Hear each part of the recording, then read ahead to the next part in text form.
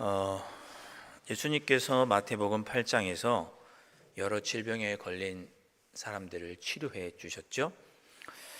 먼저는 나병 환자를 만지시면서 치료해 주셨습니다. 개인적인 육체적인 질병뿐만 아니라 사회적인 삶도 종교적인 삶도 회복시켜 주셨습니다. 이어서 백부장의 하인도 예수님께서 치료해 주시죠. 그 믿음을 보시고 예수님께서 나으라고 말씀하시면 나을 것이다 라는 그 백부장의 믿음을 보시고 예수님께서 백부장의 하인을 치료해 주십니다. 믿음으로 치료받지만 놀라운 것은 이 백부장이 이방인이라는 것이죠. 유대인만 그런 것이 아니라 이방인도 믿음을 가진 자는 누구나 치유받을 수 있음을 보여주십니다. 그리고 베드로 장모를 치료하시죠. 베드로 장모가 열병에 걸렸을 때 손을 잡아주시고 불쌍히 여기시고 치료해 주셨습니다. 그리고 난 후에는 귀신 들린 두 사람도 치료해 주셨습니다. 그렇죠? 귀신들도 예수님을 보고 하나님의 아들이여 이렇게 예수님을 고백했죠. 귀신도 예수님을 알아보았습니다. 그렇게 귀신 들린 두 사람을 예수님께서 축기의 사역을 통해서 치료해 주셨습니다.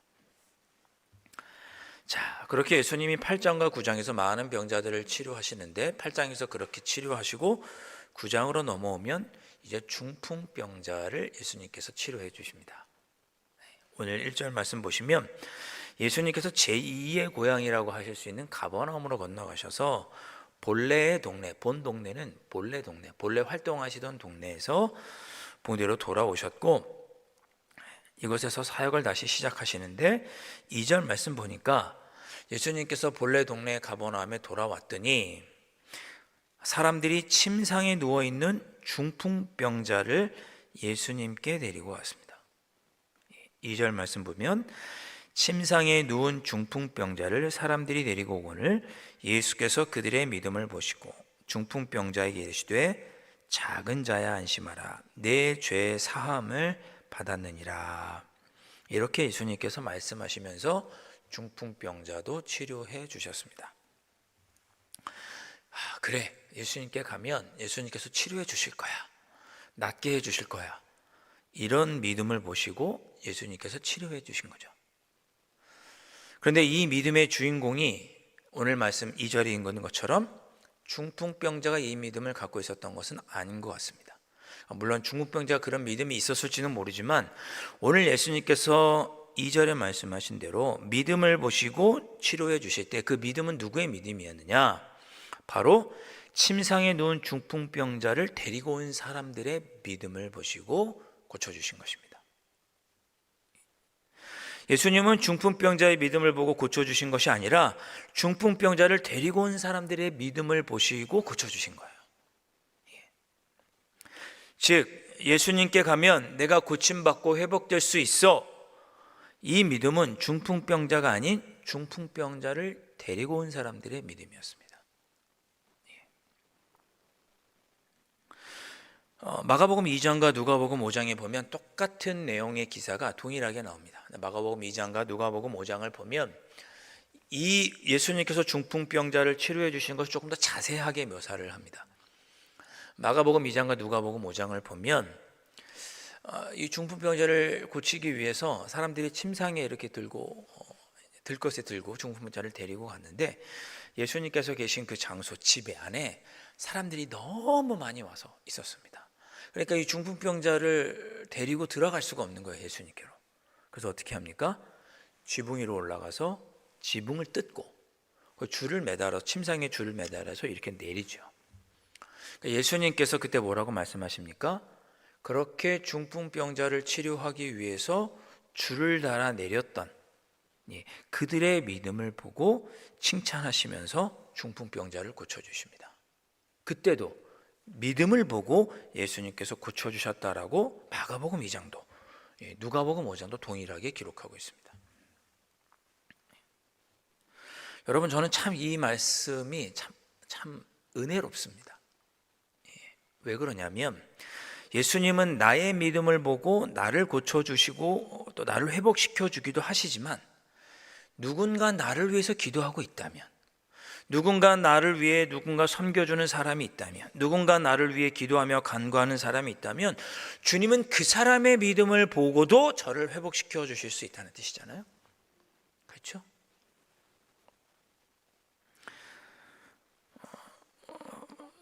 주님은 그 사람의 믿음을 보시고 나를 위해 기도하는 그 기도에 응답해 주신다. 나를 위해서, 나의 믿음뿐만이 아니라 나를 위해 기도하는 그 사람의 믿음을 보고도 고쳐주시고 회복시켜 주신다. 그러니까 너무 감사하죠. 예.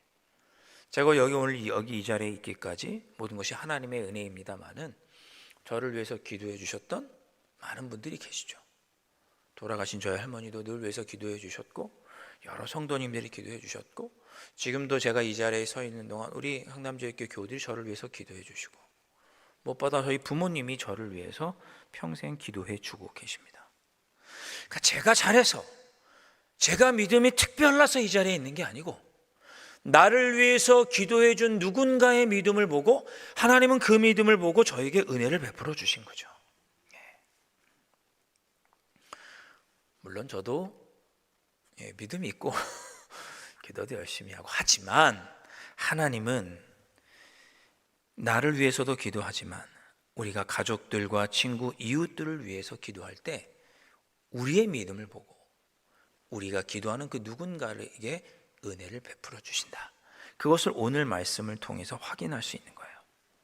그러니까 여러분은 혹시 내가 누군가를 위해서 기도할 때 포기하시면 안 돼요. 그가 믿음이 없다고, 그가 아직 주님을 믿지 않는다고 포기하시면 안 돼요. 나의 믿음을 보고 하나님께서 그에게 은혜를 베풀어 주실 수 있는 거죠. 예. 포기하시면 안 돼요. 조금 다른 관점에서 제가 한번 이런 이야기를 드려보겠습니다. 5월에 가정의 달이니까, 여러분 혹시 자녀들이 부모의 마음 같지 않아서 믿음의 길을 떠날 때 속상하기도 하고 그러실 때가 있을 수 있다고 생각합니다. 한 선교사님이 인터뷰를 하셨는데 이런 내용을 쓰셨어요. 본인들은 선교사로서 세계 이곳 저곳 오지를 돌아다니면서 복음을 증거했는데 자신의 큰아들이 예수님을 믿지 못하겠다는 거예요. 기독교 신앙, 교회 다니는 것에 회의감을 느낀다라고 아버지한테 이야기를 한 거죠. 그러니까 이 선교사님이 그 아들이 이야기를 듣고 충격을 받으신 거예요. 아, 내가 지금까지 뭘 했지? 전 세계를 다니면서 복음을 증거한다고 저 땅끝 오지에 가서도 복음을 전했는데 정작 내 아들한테도 내가 복음을 올바로 전하지 못했구나. 그래서 내가 지금까지 뭘 했나 하는 회의감이 든다. 이런 기사를 본 적이 있습니다. 자, 고3 때 여러 번 얘기 드렸지만 같은 반에 목사님 아들이 저 포함해서 3명 있었습니다. 저와 또 다른 친구가 있었는데 그 다른 두 친구 중에 한 명은 일렉 기타를 너무 좋아했고 다른 한 친구는 미술을 좋아했습니다. 근데 그 미술을 좋아했던 친구는 아버지가 합동축교회 목사님이셨는데 나중에 이제 신학교를 갔어요. 그러나 일렉 기타를 좋아하는 친구는 끝내 목회자의 길은 받아들이지 않았습니다. 뭐 꼭 목회자가 되어야 신앙생활을 잘한다 이런 건 아니지만 목회자의 자녀도 우리 장로님들의 자녀라고 권사님, 안수집사님들의 자녀라고 다 예수님을 뜨겁게 믿는 것은 아니더라고요. 제 마음대로 안 돼요. 고등학교 1학년짜리도 제 마음대로 안 됩니다.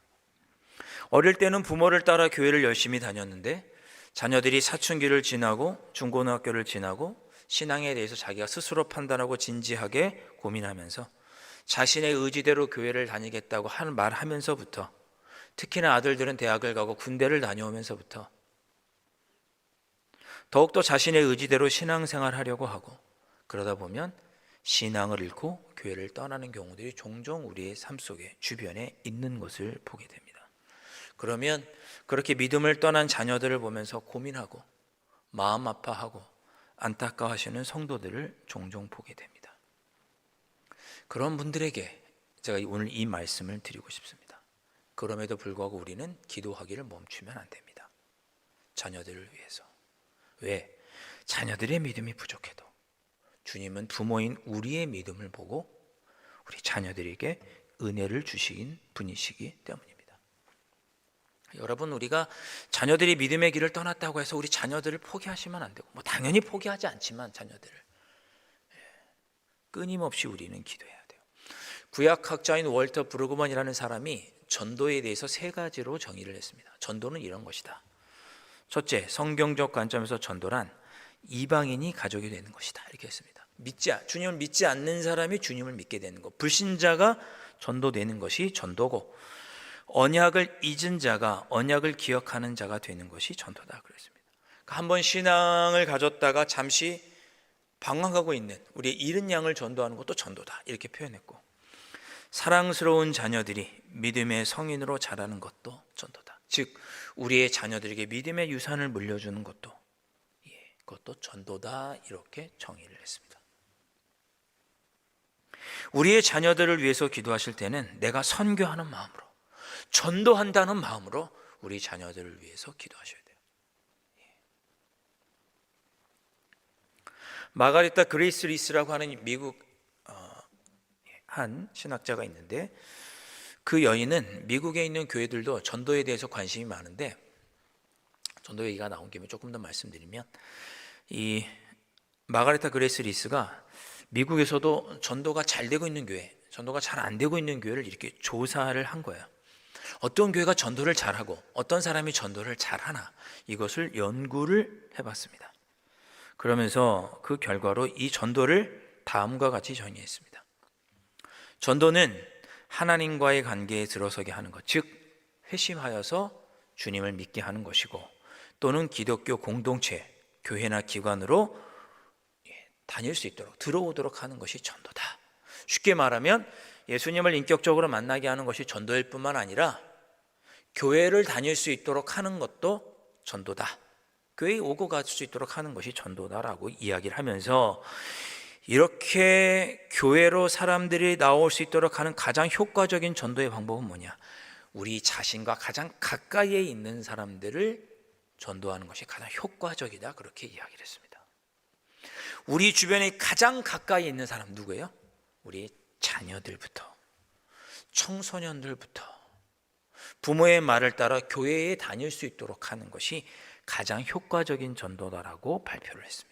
미국에 있는 교회들 보니 전도를 잘하는 사람, 그리고 효과적으로 전도가 이루어지고 있는 교회는 어린이들, 청소년들에게 집중하고, 그들이 교회에 다닐 수 있도록 어린 자녀들을 고려하고 있는, 그들을 향한 사역을 하는 교회가 전도가 잘 되는 교회더라, 그렇게 연구 결과를 발표했습니다. 그러니 우리 강남제일교회도 전도의 포커스를 어디다 맞춰야 돼요?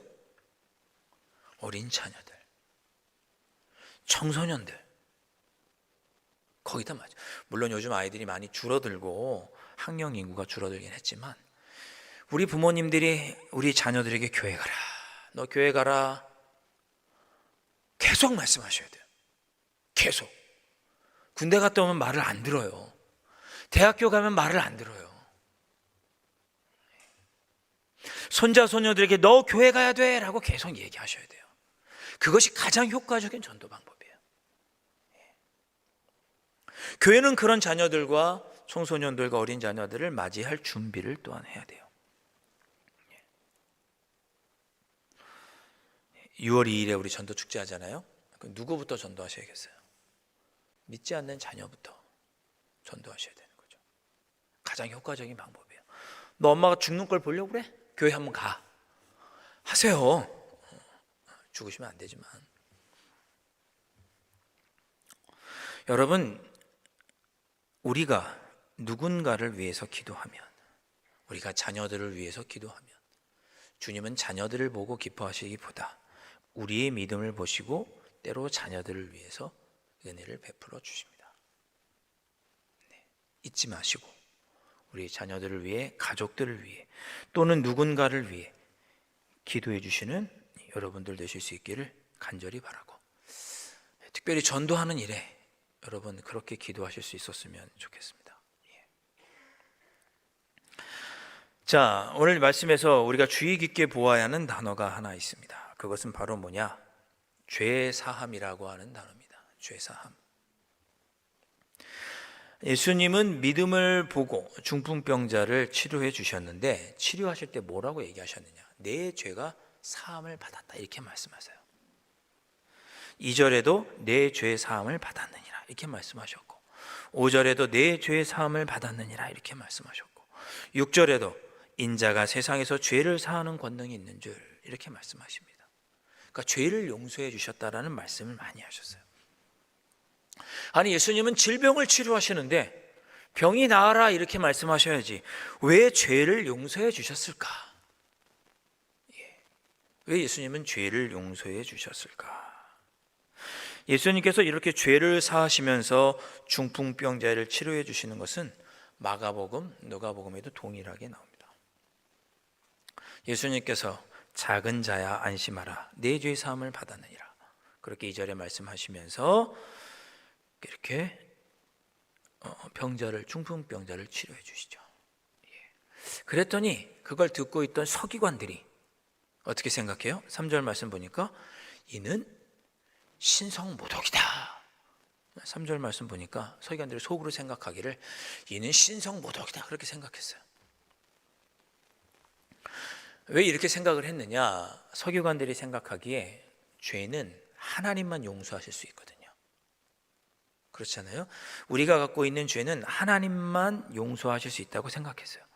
당시의 사람들은 우리가 어떤 장애가 있거나 또는 어떻게 사고를 당해서 죽거나 크게 아프면 그것을 죄의 결과라고 생각을 했습니다. 요한복음 9장에 보면 태어나면서부터 눈이 먼 사람이 있죠. 주변에 있는 사람들이 예수님에게 묻습니다. 예수님, 저 사람이 태어나면서부터 눈이 먼 것은 누구의 죄 때문입니까? 부모의 죄 때문입니까? 아니면 저 사람 개인의 죄 때문입니까? 라고 묻습니다. 그러니까 누군가 저렇게 아픈 것은, 고난을 당하는 것은, 질병에 걸린 것은, 몸이 아픈 것은 죄 때문이다라고 생각을 한 거예요. 그러니까 예수님께서 그에게 가서 죄 사함을 받으라 이렇게 말씀을 하실 수 있었는데, 그런데 죄는 하나님만 용서하실 수 있거든요. 내 죄 사함을 받으라 예수님께서 그 말씀하시는 것을 듣고 사람들은 그래서 신성모독이다 이렇게 생각한 거예요. 아니 저 사람이 어떻게 감히 죄는 하나님만 용서할 수 있는데 자기가 죄를 용서한다라고 말하지? 이거 하나님을 모욕하는 거 아니야? 이렇게 생각한 거죠. 그러나 예수님은 거꾸로 보면 내가 사람의 죄까지도 용서하는 하나님이다, 참된 신이라는 것을 예수님께서 보여주신 거예요. 나는 메시아다, 너희를 구원하고 너희를 죄로부터 구원하고 회복시킬 메시아다, 이것을 예수님께서 내 죄 사함을 받았느니라는 말 속에서 깨닫게 해주시는 거죠. 그런데 이 말을 들은 서기관들은 예수님이 누구신지를 깨닫지 못하고 그래서 예수님을 신성모독한 사람이라고 생각을 했습니다.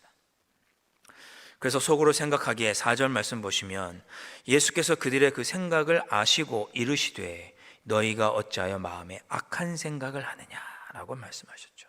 내가 신성모독이라고 왜 그런 악한 생각을 하느냐. 좀 더 나중에 일이긴 하지만 여러분 만약에 여러분이 이때 당시에 사셨다고 생각을 하고 예수님께 가면 예수님이 우리의 죄를 용서해 주세요. 예수님 제가 부모님을 공경하지 못했습니다. 그렇게 얘기하면 예수님께서 그래 내가 너를 용서한다 이렇게 말씀하신다고 생각해 보세요. 그렇게 하나님께서 예수님께서 나의 죄를 용서해 주신다고 하면 우리가 죄 용서함을 받기 위해서 성전에서 제사 드릴 필요가 있을까요? 없을까요? 없죠. 왜? 예수님께 가면 예수님께서 용서해 주시는데 굳이 성전에 가서 속죄의 제사를 드리고 할 필요가 없잖아요. 그렇죠? 그러니까 예수님께서 사람들의 죄를 자꾸만 용서해 주시고 그것으로 병자도 치료하시고 아픈 사람의 안진뱅이도 일으키시고 막 이런 사역을, 놀라운 기적을 베풀자 제사장 레위인들이 마음에 두렵기 시작한 거예요. 저 예수는 누군데 자꾸만 죄를 사하는가?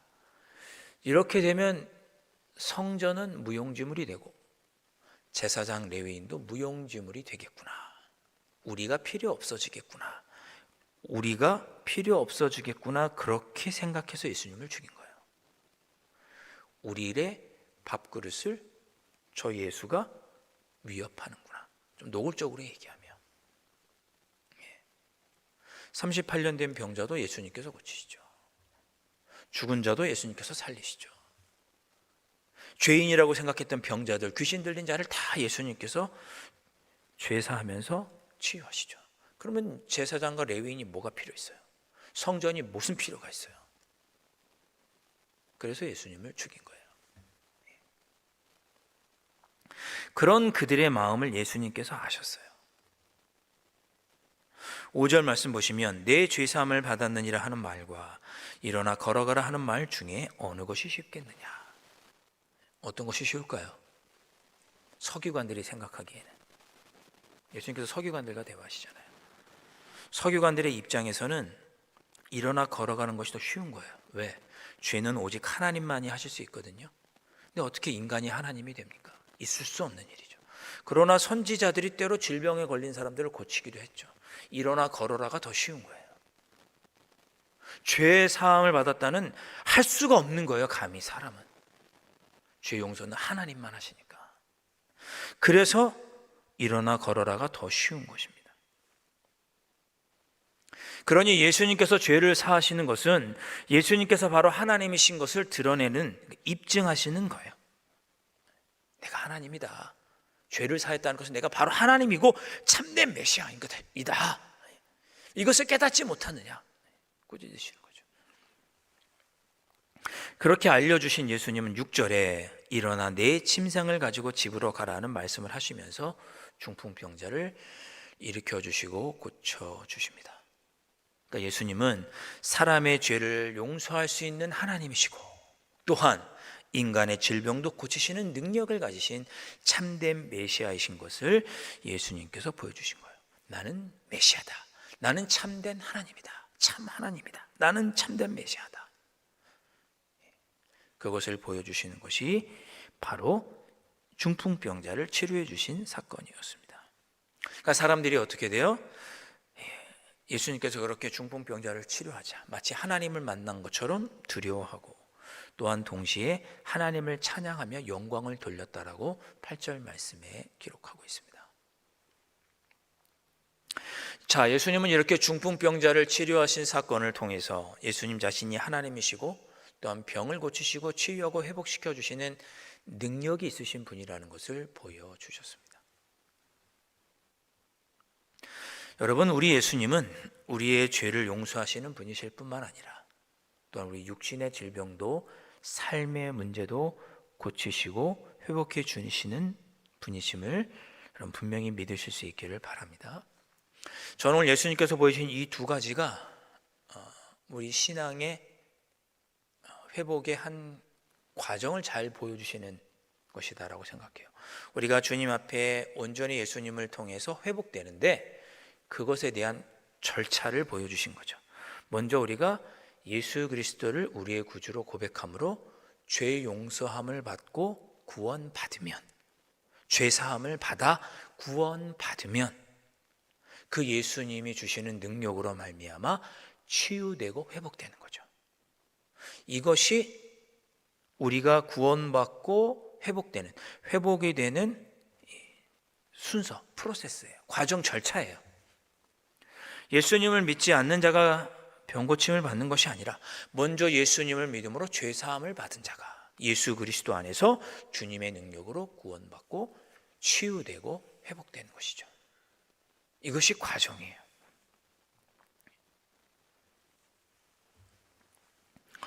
성경에서 하나님께서 우리의 죄를 용서하시는 것에는 두 가지 차원이 있습니다. 이것만 말씀드리고 우리 함께 기도했으면 좋겠습니다. 하나님께서 우리의 죄를 용서해 주시는, 성경 전체를 보면 하나님께서 우리의 죄를 용서해 주시죠. 죄사함을 해 주시는데 두 가지 차원이 있어요. 첫 번째, 하나님과의 개인적인 차원에서 죄를 용서해 주십니다. 구약 성경을 보면 하나님께서 우리의 죄를 용서해 주시죠. 제사를 드리면 우리의 죄를 용서해 주세요. 근데 구약에 나오는 이 속죄의 제사는 하나님 앞에서 우리가 범죄하고 하나님의 뜻대로 살지 못했던 나 자신의 죄를 용서받는 제사예요. 그러니까 하나님께서 명령하신 하나님의 뜻대로 내가 살지 못해서 하나님께 주님 제가 하나님의 뜻대로 살지 못했습니다. 용서해 주십시오라고 하나님 앞에서 하나님과의 관계를 회복하기 위해서 드리는 그런 개인적 차원의 죄 용서입니다. 나는 하나님께 죄 용서받아 하나님의 자녀로 다시금 깨끗하게 씻음을 받는 것이 개인적인 차원의 죄사함이에요. 이것이 죄사함의 첫 번째 차원입니다. 하나님과 나와의 개인적인 관계. 그런데 신약으로 넘어오면서 이 개인적 차원의 죄 용서가 확장되면서 하나님과 나만의 관계를 넘어서 사회적인 차원으로도 죄의 사함이 확대 적용이 됩니다. 구약 시대에는 하나님께서 주신 계명, 하나님과 나만의 것으로 이 죄사함을 생각했다면, 하나님과 나만의 관계를 회복하는 것으로 이 죄사함을 생각했다면, 신약 시대에 넘어오면서부터는 사회가 발달하고 로마의 법률이 생기게 되면서 하나님의 계명은 하나님께서 나 자신만을 위해 주신 것이 아니라 이 사회 공동체를 위해서 주셨다는 것을 보편적인 관점에서 그들이 깨닫게 됩니다. 예를 들어서 살인하지 말라고 하는 계명은 그 죄를 살인이라고 하는 살인하지 말라는 계명을 어긴 그로 인해서 그 계명을 어김으로 인해서 내가 하나님 아버지 앞에서 죄를 지었다라고 하는 개인적 차원에서 더 확대되어서 이 사회를 안전하고 평안한 공동체로 만들어가라는 그런 계명이고, 그래서 죄의 용서함 받는 것은 내가 단순히 하나님과의 관계뿐만 아니라 이 사회를 안전하고 평안한 공동체로 만들어가는 그런 차원으로도 우리가 죄의 용서를 이해할 수 있다는 것이죠. 그래서 죄의 용서에는 두 가지 차원이 있는 거예요. 첫 번째 차원은 개인적인 차원이고 두 번째 차원은 이런 사회적인 차원입니다. 우리 예수님께서 잘 보여주시죠.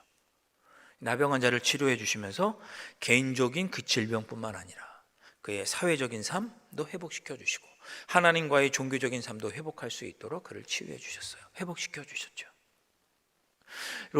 로마의 그 백부장 하인을 치료해 주신 것도 마찬가지죠. 유대인만 구원받는 것이 아니라 이방인도, 이 땅의 모든 사람들이 구원받을 수 있다고 하는 것을, 치유와 회복을 누릴 수 있다는 것을 예수님께서 보여주셨습니다. 죄의 용서의 개인적인 차원뿐만 아니라 사회적인 차원, 더 넓게 보면 다른 표현으로 우주적인 차원을 예수님께서 보여주신 거예요. 우리의 믿음은 나만의 것이 아니라, 하나님을 믿는 나만의 것이 아니라 우리의 믿음은 사회적인 차원도 있는 거예요. 나 자신만 하나님 관계 속에서 나 자신만 잘 되라고 치유와 회복을 누리라고 주신 믿음이 아니고, 믿음이 없는 자도, 우리의 가족도, 이웃과 지역도, 아직 주님 전에 나와서 온전히 믿음으로 서지 못한 나의 자녀들도, 우리의 가족과 이웃들도 하나님 안에서 주님 안에서 치유되고 회복되도록 하기 위해서 주신 것이 우리의 믿음입니다. 우리의 믿음은 나만의 것이 아니라 우리의 가족과 이웃, 지역과 나라를 회복시키는 능력이 있는 믿음이에요. 그러니 우리 자신만을 위해 살지 말고, 우리 자신만을 위해서 기도하지 말고, 우리는 기꺼이 믿지 않는 자녀들뿐만 아니라, 믿지 않는 가족들뿐만 아니라, 믿지 않는 이웃뿐만 아니라 이 지역 사회를 위해, 내가 속한 공동체를 위해, 이 나라 이 민족을 위해 기도함으로 나의 믿음을 보시고 하나님께서 회복시켜 주실 수 있도록 우리는 간구할 수 있어야 되고, 더욱더 신실한 그리스도인으로, 믿음의 사람으로 이 땅을 살아가야 합니다. 왜? 내가 믿음으로 올바로 살면 나를 보고 하나님께서 이 나라 이 민족을 회복시켜 주시니까. 이 믿음이, 이 사회적 차원의 책임감이 우리에게 있어야 되는 거예요.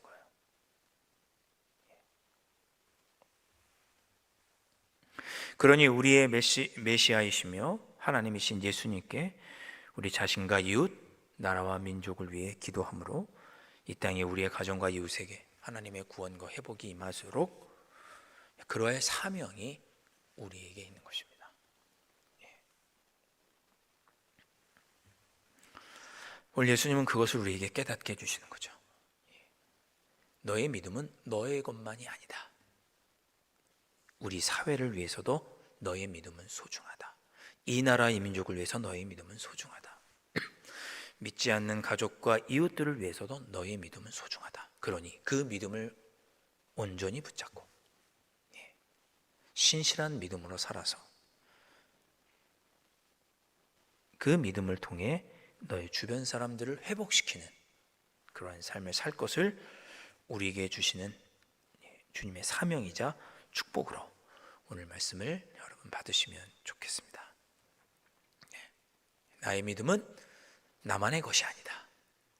우리 모두의 것이고 우리 공동체 가족을 위한 것이다.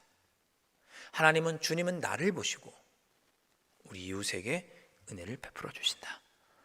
기억하시면서 그런 차원에서 우리의 믿음을 주님의 이름으로 축복합니다. 우리 함께 찬양하겠습니다.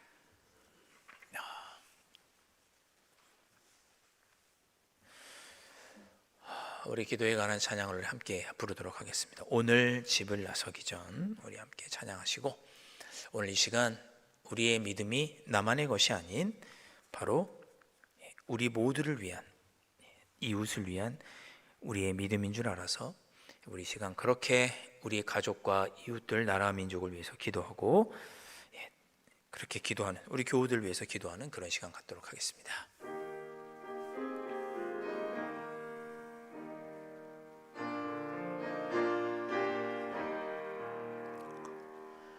오늘 집을 나서기 전 기도했나요? 오늘 받은 총 위에 호소했나요? 기도는 우리의 안식 빛으로 인도하니 앞이 깜깜할 때 기도 잊지 마세요. 마음에 분노 가득할 때 기도했나요?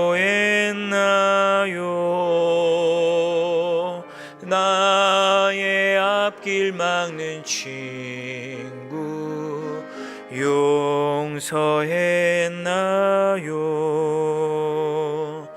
기도는 우리의 한식 빛으로 인도하니 앞이 깜깜할 때 기도 잊지 마세요. 어려운 시험 당할 때 기도했나요? 주가 함께 당하시면 능히 이기리. 기도는 우리의 한식 빛으로 인도하니 앞이 깜깜할 때 기도 잊지 마세요. 나의 일생 다하도록 기도하리라. 주께 맡긴 나의 생애 영원하리라.